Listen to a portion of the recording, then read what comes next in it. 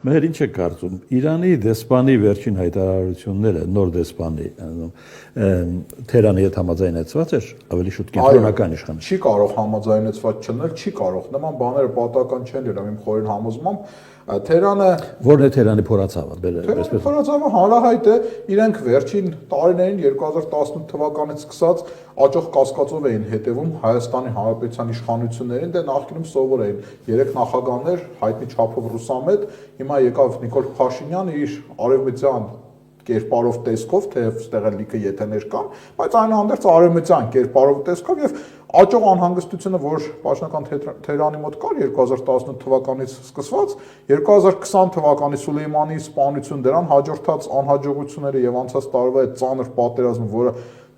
Թեհրանին մեծ կորուստներ արժեցավ, ի վերջո բերում են նրան, որ այդ